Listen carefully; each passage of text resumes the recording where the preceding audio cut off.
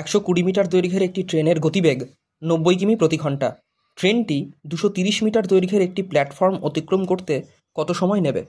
তাহলে একটি ট্রেন দেখতে পাচ্ছি যার দৈর্ঘ্য হচ্ছে 120 মিটার, আর একটি প্ল্যাটফর্ম দেখতে পাচ্ছি যার দৈর্ঘ্য 230 মিটার। তাহলে আমরা জানি যখন কোনো ট্রেন কোনো প্ল্যাটফর্মকে অতিক্রম করে তখন তাদের দৈর্ঘ্য যোগ হয়ে যায়। তাহলে এখন আমরা এখান থেকে পেয়ে গেলাম 350 মিটার মোট দৈর্ঘ্য। তাহলে আমাদের মোট দৈর্ঘ্য হচ্ছে 350 মিটার।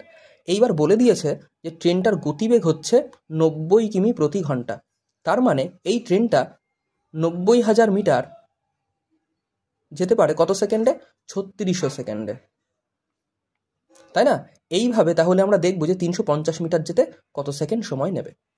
তাহলে আমরা বলতে পারি যে 90,000 মিটার যায় 3600 সেকেন্ডে। তাহলে 350 মিটার যেতে কত সেকেন্ড সময় নেবে? এখান থেকে আমরা শূন্য কাটবো, ওপর থেকে একটা, দুটো, তিনটে, আর নিচ থেকে একটা, দুটো, তিনটে। 9 দিয়ে কাটলে 9 10 90, 9 দিয়ে কাটলে 4 9 36, 5 দিয়ে কাটলে 5 দুগুণি 10, 5 দিয়ে কাটলে 5 7 35। এখানে থাকলো 2 1 2, আর এখানে 2 দুগুণি 4। তাহলে আমরা পেলাম 7 গুণ 2, 7 দুগুণি 14 সেকেন্ড। তাহলে আমাদের সময় লাগবে মোট 14 সেকেন্ড। এটাই হবে উত্তর। ধন্যবাদ সকলকে।